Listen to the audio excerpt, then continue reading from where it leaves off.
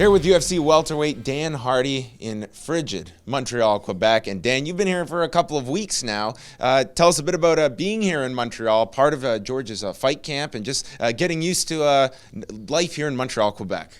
Well, it's been a lot of fun, to be honest. GSP's got some of the best guys around him, so you know it's an honour for me to come up and work with these guys and see what the champ's doing to prepare for his big fight and see if I can help out in any way.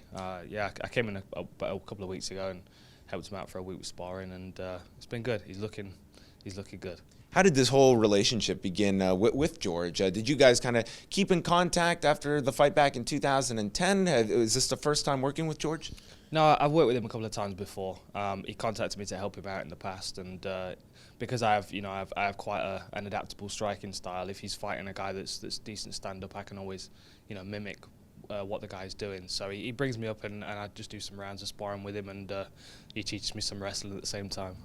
Tell us a bit about the TriStar gym under Firas Zahabi. It's kind of a who's who in Canada training at that gym. It's kind of incredible the talent that comes out of that gym from Georges St Pierre on downwards. Yeah, there are so many guys there that people have not heard of yet. Obviously the names that people recognise, obviously Georges St Pierre, Rory McDonald, and a load of other guys there that you would recognise. But then, all the guys that you don't see that are turning up to sparring every day, they're just as good. And we're going to be seeing these guys in the future. It's a real talented group of guys in there. A year ago, a lot of people were talking about Dan Hardy. His back was against the wall. Now, 2 wins in a row here. I think 3 in a row is officially a streak in MMA. How does it feel now that you're kind of back in the win column, looking very impressive right now? Is it kind of you're balancing that? Because I know in the past you were talking about not letting all that pressure get to you and the focus on winning. So tell us now from the opposite point of view now that you're on a bit of a roll. It's just a relief, to be honest. It was a long 2 years without a win, and it was really starting to get me down. And I had to change a few things, and now they've changed. Things have started working my way, and I've just got to keep this same weight, this same work rate, and just keep improving. Really, that's my goal.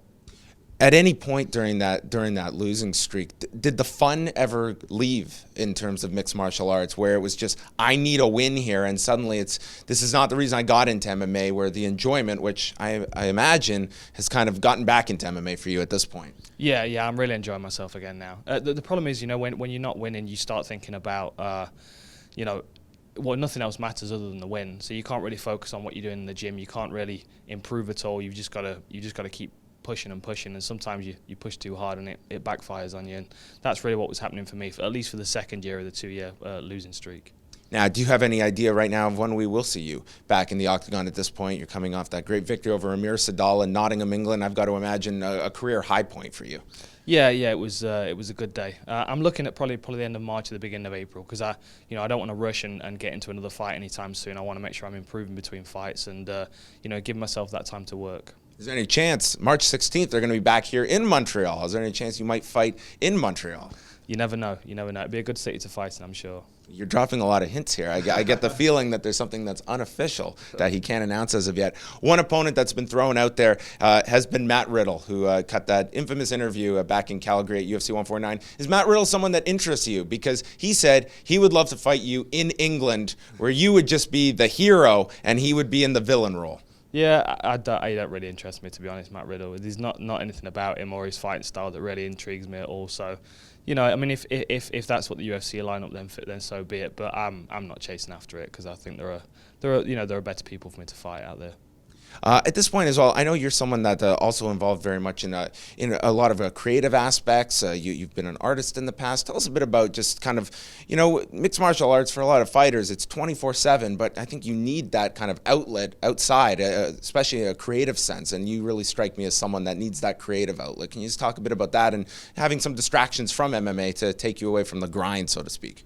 Yeah, it took me a while to realise. It took me a few years to realise, and a lot of reading as well of different old school martial arts books and stuff, to understand that balance is important. When I was a teenager, it was everything martial arts, and I didn't do anything else. And as I've started to mature a bit, and now it's become a full-time profession, I've got things that I have to use to take my mind away from it. Art is one of them, and music's a big thing for me as well.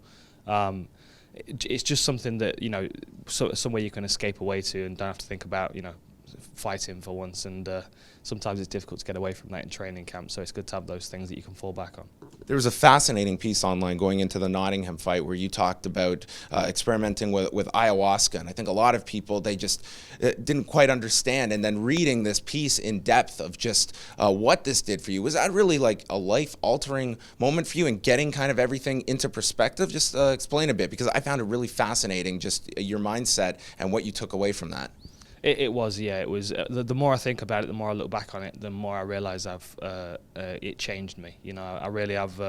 I've got a lot of perspective on where I'm at now, and my position in my career and in my life, and I kind of have a clearer path going forward. I know what needs to be done now, and I'm not in any hurry to get it done anymore. I'm not like sprinting in the dark like I was before. I feel like I have a set destination and a goal, and I know what I need to do to work towards it. And I just think, it might not even been the ayahuasca. It might have just been the 2 weeks in the jungle that did it. But just that kind of isolation and that being removed from my normal environment, really allowed me to to reflect on it from an objective point of view, and have a fair critique of it. Well, it's certainly, I think, paying dividends for you. You're looking phenomenal of late. And also, just quickly, we saw Dan Hardy's wrestling game come out against Amir Sadallah. Just tell us a bit about that evolution of your game, because I think a lot of people that hadn't been paying close attention to just your progressions were very impressed with the Amir Sadallah fight and just the evolution of maybe Dan Hardy 2.0 that a lot of people saw that night in September. Yeah, I did show a little bit of wrestling. I wasn't happy with it. I think technically there were a lot of mistakes I made, but it was the first time I'd really used wrestling in a fight in the UFC. So it's it was a surprise for a lot of people. I've been working a lot with Ricky Lundell and Robert Drysdale in Vegas, and both of those guys have helped me out a lot. And obviously with Ricky's his pedigree in wrestling, and he's got a black belt as well, so he structures the grappling very well for me, and that's something I've never had before. I've always bounced around from one instructor to the other, and they've just always kind of taught me little bits and bobs, and I've never had any kind of structure to build it on. And now I have a system that I can work through in a fight. I'm just more confident to use it now, and it's definitely something I'll be using more in the future. Well, we hope to see it in the near future, maybe sometime around March 16th in Montreal. Maybe we will see this man back in Canada. Thank you so much for this time, Dan, and we wish you all the best. Thank you.